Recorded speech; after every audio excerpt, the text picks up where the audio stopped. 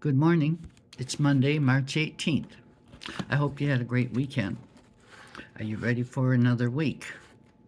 Well, in Ephesians, Paul is trying to encourage us and comfort us from way back where he was through the words of the Bible to us today.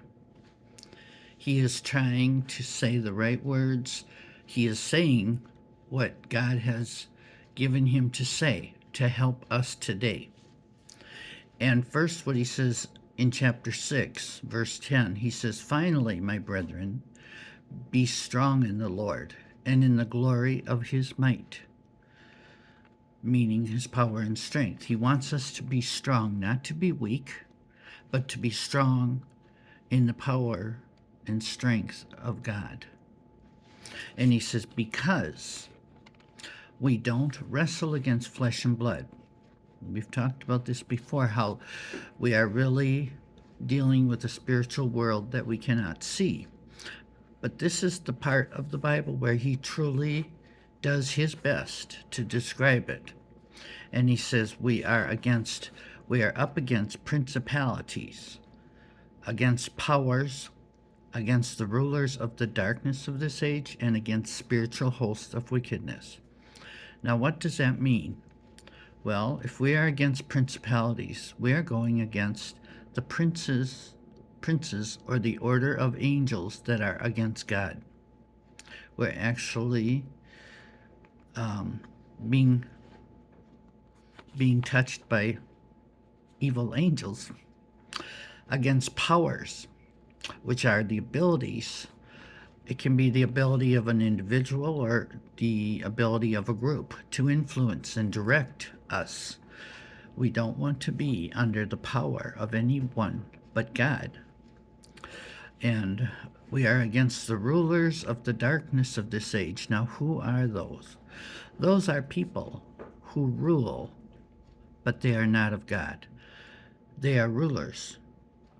They are tyrannical, evil rulers, but they are not of God.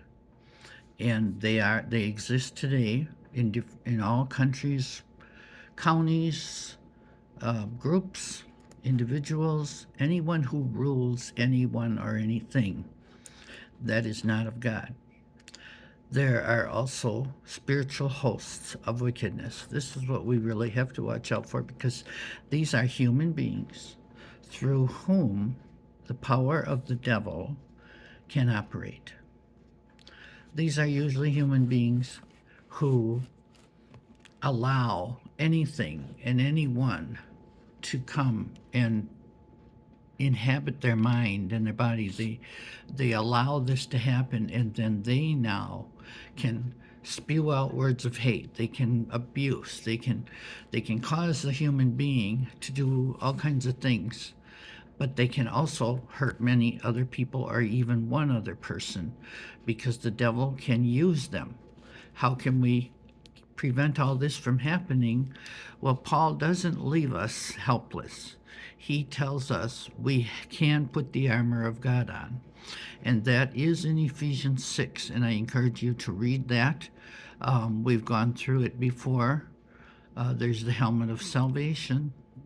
There is the breastplate of truth, breastplate of righteousness, the belt of truth. It tells exactly what we should put on every morning to protect ourselves from being a spiritual host. We don't want to be a host, someone that entertains the devil and lets him do whatever he wants by whatever we say. We have to be very careful, thoughtful, disciplined, righteous. We have to be careful. We have to know who we are up against. As Christians, we are in a continual battle that we can't see, but we know it. When you've been hit by the devil, you know it. When you've been hurt, when you've been knocked over, when it feels like your spirit has been ripped out. But it hasn't. God is stronger than all of this. And so we need to rely on the strength of God, the power of his might, which is his power and strength.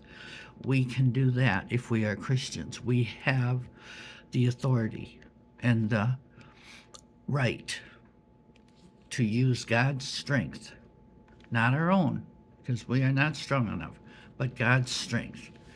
And again, this is serious, and it is something to try your best to understand and to work with yourself and others and true people of God. We got to stick together and support each other.